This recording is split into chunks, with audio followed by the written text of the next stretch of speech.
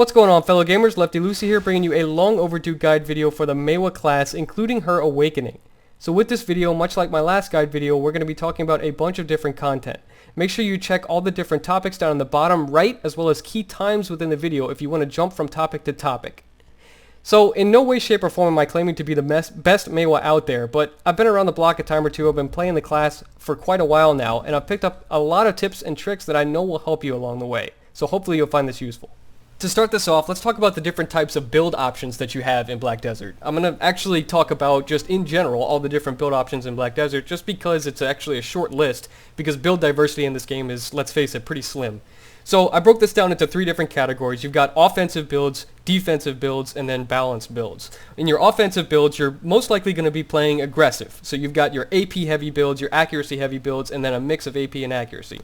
Your defensive builds, you're going to be focused on survival. That'll be DP heavy, evasion heavy, or a mixture of DP and evasion. And your balanced build type is pretty much a mixture of everything. You're focused on being aggressive, but you also want to be able to survive. So typically these people will get around 200 AP and then focus on survival from then on, because Maehwa does a ton of damage at 200 AP with her awakening. So from there on, you can focus on survival with this build type. So those are your different build options. Now let's talk about what works for the Maehwa. So in general, your build choice should complement your playstyle. So if you're an aggressive player, you should pick something that's in the aggressive category. If you're a defensive player, you should pick something in the defensive player. But however, while it is important to match your playstyle with your build choice, some options just simply fit the Maehwa better, and that aggressive category is what you should focus on for the Maehwa class, as well as the balanced option. The balanced option is always really good. Like I said, around 200 AP, then focus on survival from there. Personally, I run a mixture of AP and accuracy, and this is probably the most popular build selection for the Maehwa class. One thing that's important to note is just because you go with an aggressive or offensive build style doesn't mean you're going to have poor survivability on the Maehwa class. The Maehwa has insane mobility, and all of that mobility keeps her in super armor, so you can prevent yourself from getting CC'd while getting out of a fight if you're in trouble. So this keeps your survivability high as long as you play the class correctly. It's actually one of the reasons why the Maehwa class is really good for going perma-red, which I highly recommend, by the way. Super fun. At any rate, if you don't want to die on a Maehwa, you don't have to die. Like, you can just choose to survive. No matter what the situation is, I'm just going to get out because no one can catch me. So that's what's really good about the Maehwa class. You can build to be a glass cannon and still have good survivability. So before we start talking about gearing for the Maehwa, it's important to understand the stats that you need to focus on when selecting your gear, your crystals, and your food buffs. Number one priority has got to be attack speed. Attack speed makes or breaks this class. Get it maxed out as fast as you can, and then buff as often as you can to increase that attack speed. Then, from there on, you want to focus on some crit rate and throw some movement speed in there too. You don't have to do the movement speed. I just recently started doing it and I really like it. I dropped my crit rate down from 5 to 4 and I honestly can't tell a difference. As long as you rotate skills that give you a crit rate modifiers, you really won't notice a difference between 5 crit rate and 4 crit rate. So I recommend getting some movement speed in that build. As far as resistances go, there's really no point to stack these anymore. Now that everyone has their awakening, they should be cycling super armors, iframes, and frontal guards to prevent themselves from getting CC'd. That's how you should rely on keeping yourself resistant to CC, not from the resistances tab here. As far as mana or WP and stamina goes, these are important to focus on if you can, because the more stamina and the more WP you have, the more dashes you can get out of your character, which will increase your survivability significantly. So I wanted to make this guide useful for both new players as well as veteran players. If you're a veteran player, check the time slice in the bottom right. We'll talk about my gear next, but first I'm going to talk about gearing if you're a new player. So what you want to do for armor, you want to get 4 pieces of the Grunnel set. So that's going to be the helmet, the chest, the gloves, and the boots. Get all 4 pieces, plus them up to 15 at least. Just do 1 piece at a time and start cycling through, get them to plus 15. For your weapon, you want to do a Rosar blade right here. So you want to get a Rosar blade. It's got 2 slots, gives you accuracy. It's going to be helpful. Plus that up at least to 15. Probably don't really need to go past 15. The Blackhorn Warrior Bow is what you should get for your offhand, and you might actually consider keeping this for endgame, so plus this one up as high as you like. Get it to try if you like. This is a good offhand. For jewelry, what you should do is get some blue coral rings, get 2 of these guys, and then get 2 of the blue coral earrings. And then for the belt, let's see, you want to get actually the belt and the necklace. You want to get Schultz Gladiator belt as well as the Gladiator necklace. This is actually 10 mil right now. It's kind of expensive. If you're really new, you can go with the Bear's necklace as a placeholder. Don't worry about getting an awakening weapon until you hit 56. You'll actually get the blue awakening weapon from the quest, so don't worry about purchasing anything. Once you get this blue awakening weapon, that becomes your new priority. Get it to try as fast as possible, and then from then on, start focusing on transitioning over to Endgame Gear, which is what we're going to talk about next. Alright, so let's talk about endgame gear selection. So this is my gear. Now keep in mind, like I said earlier, my build's choice is a mix of AP and accuracy. So that's why my accessories are set up this way. Also, I'm kind of poor, so there's that too. At any rate, for endgame gearing, I recommend 4 pieces of boss gear. That's your Gaiath, your Tree Spirit, your Begs, your Muskins. Get those, get them to try at least. Then for your weapon, you want to get that Zaka. You want to get the Dandelion. You want to... Actually, don't get Nuver. I don't recommend Nuver. You actually might want to consider keeping the Blackhorn Warrior Bow. This is kind of a meme offhand right here. I like the 2 crystal slots.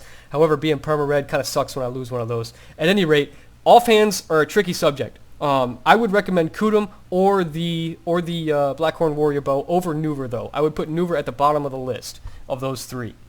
As far as your jewelry goes, I've got AP on my rings. I've got some accuracy here. I've got one of these guys. I've been toying around with getting a second one. I've got a calc here. I like the stamina from the calc. I've got a Tree Spirit belt right here. It gives me some accuracy. And then the Serups right here just because I can't seem to plus up ogres, so this is a cheap option. The accessory choices are going to really reflect your build choice.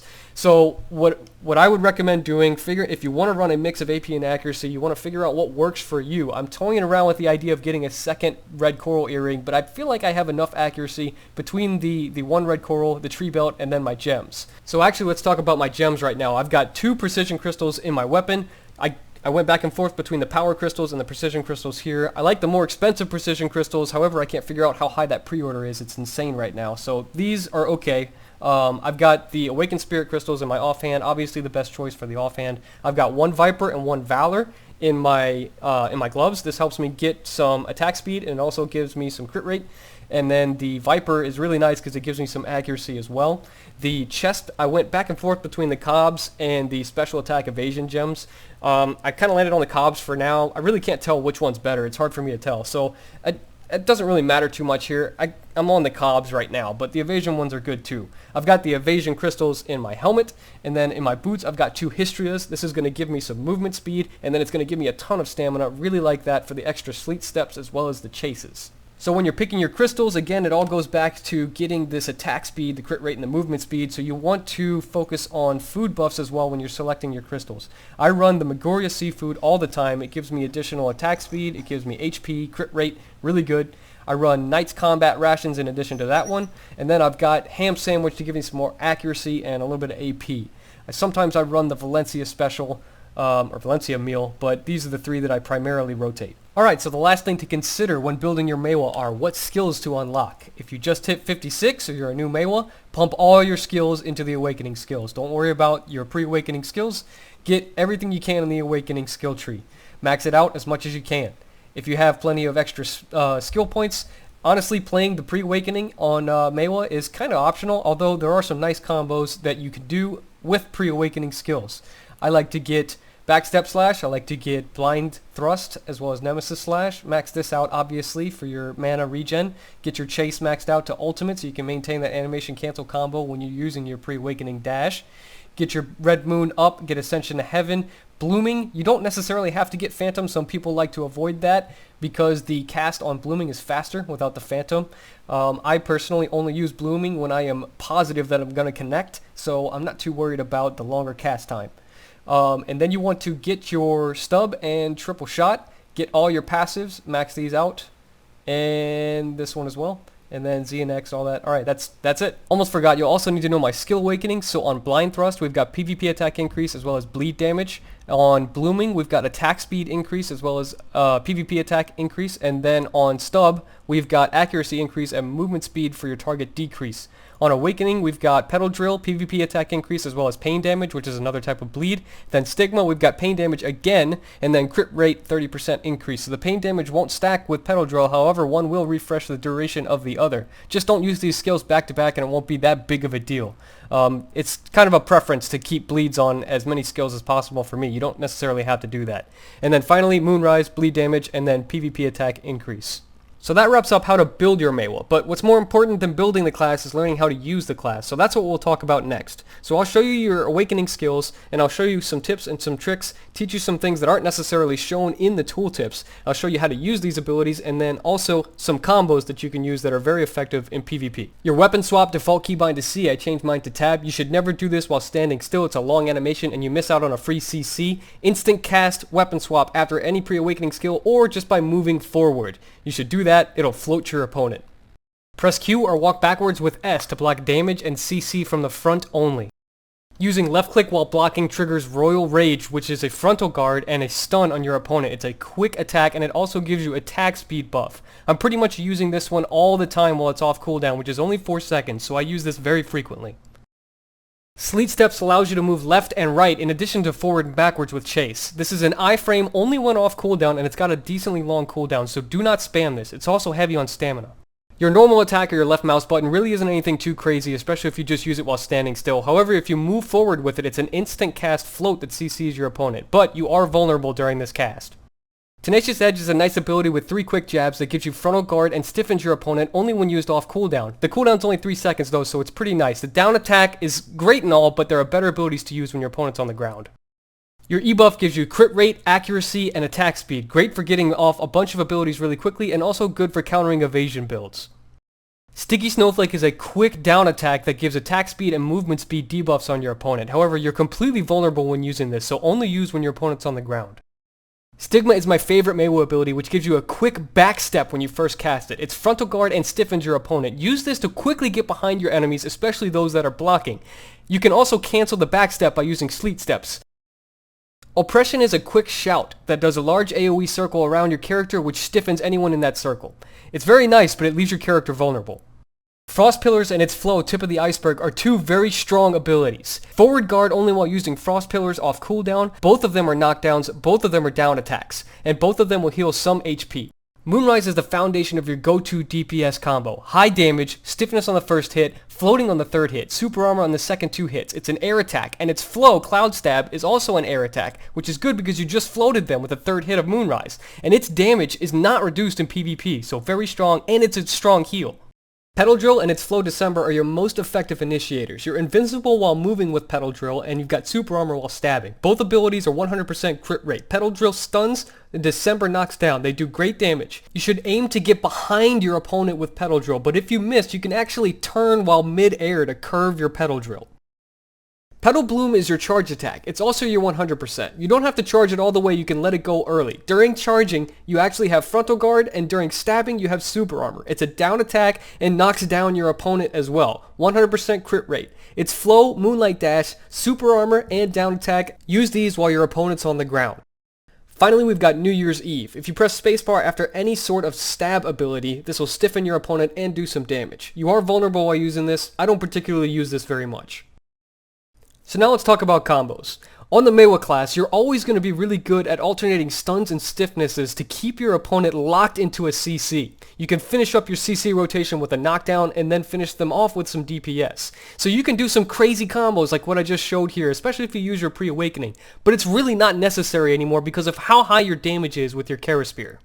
Your most reliable and effective combo on your Maehwa starts by getting any sort of CC, then you put them on the ground, hit them with Sticky Snowflake, Moonrise, and then Frost Pillars into Tip of the Iceberg. So I'll show you this one again, slower. Start with a stun from Petal Drill, get behind them with that, knock them down with December, forward left click just for some extra damage, Sticky Snowflake for some down attack, Moonrise into Frost Pillars and Tip of the Iceberg. Now Desync actually protected this guy from my whole Moonrise, which is a ton of damage. I even dropped my AP significantly, and you can see how strong that damage was. That really is the bread and butter of your combos. This one's a little bit different. I start with Oppression, then knock them up in the air with forward left click, again into the Sticky Snowflake, Moonrise, Frost Pillars combo.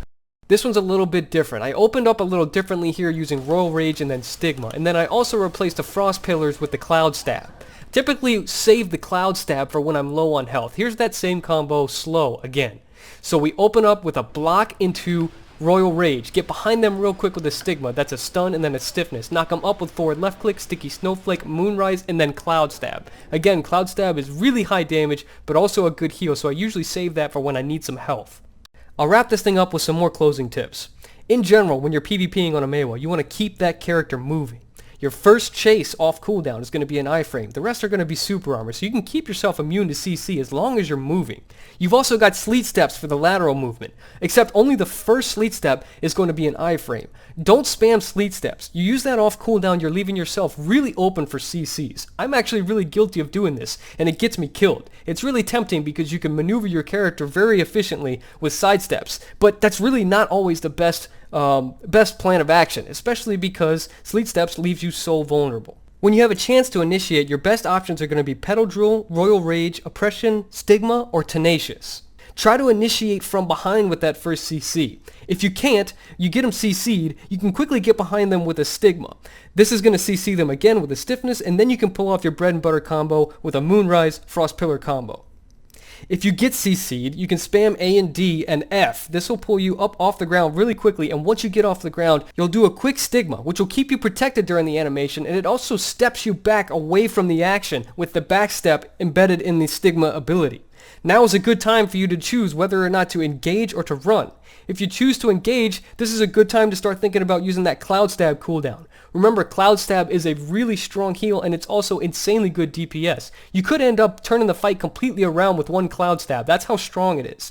And if you're really in a pinch for that heal, you don't actually have to wait for the full 3 slashes of Moonrise. You can just do the first slash and then go straight into the Cloud Stab.